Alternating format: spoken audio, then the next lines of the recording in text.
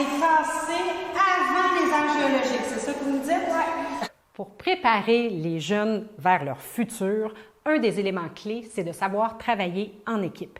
Mais comment on fait ça exactement? Développer la capacité des enfants à travailler en équipe. Parce que tous les professeurs vont utiliser le travail d'équipe, peu importe la matière, de manière à ce que les jeunes se réenseignent, qu'ils puissent verbaliser la matière et tout ça. Mais comment on procède pour qu'ils deviennent de meilleur à meilleur à chaque fois et qu'ils deviennent de plus en plus efficaces? Alors, aujourd'hui, le jeu qu'on leur a proposé, c'est simplement d'associer des périodes historiques avec leurs dates respectives et l'événement qui les déclenche. Ce qu'on a fait pour vraiment faire en sorte que le travail d'équipe soit pas trop évident, c'est qu'on a réparti toutes ces informations-là dans une immense salle. Alors, ils devaient récupérer les informations en équipe et les placer sur une ligne de temps. Bon, alors, je sais que quand on procède comme ça ira jamais super bien la première fois.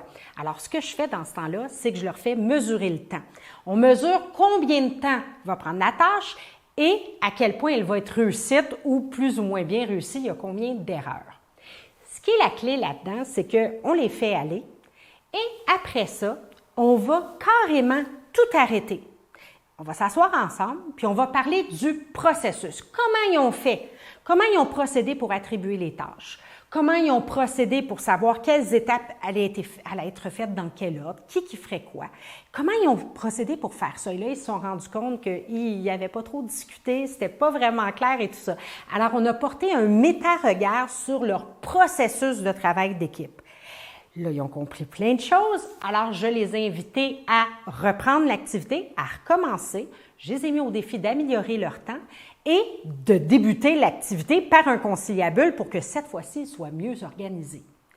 Deuxième round, ils étaient un peu obsédés par le temps, ils couraient un peu partout. J'ai vu que c'était vraiment pas génial, c'était pas acquis, leur conciliabule n'avait pas été optimal, loin de là. Alors, rebelote, on a encore recommencé le même processus. On a observé qu'est-ce qui avait discuté, qu'est-ce qui a été efficace, qu'est-ce qui était moins efficace, qu'est-ce qui a fait en sorte que ça a pris autant de temps. Et on a repris l'activité pour la troisième fois. Et cette fois-là, il y a vraiment eu quelque chose qui a déclenché dans leur tête. Ils ont compris comment communiquer, comment mieux optimiser, mieux organiser.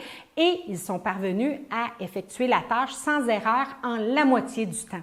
Alors, ils ont vraiment compris l'importance de communiquer. Et cet exercice-là, quand on travaille en équipe, je le fais de façon très régulière parce que si on n'étudie pas le processus de travail, de communication et d'études en équipe, ils ne peuvent pas l'améliorer. C'est comme dans n'importe quoi. Hein? Quand quelqu'un fait une erreur en mathématiques ou en français, on va essayer de voir d'où vient l'erreur, c'est quoi la règle, comment ça fonctionne. C'est pareil pour le travail d'équipe.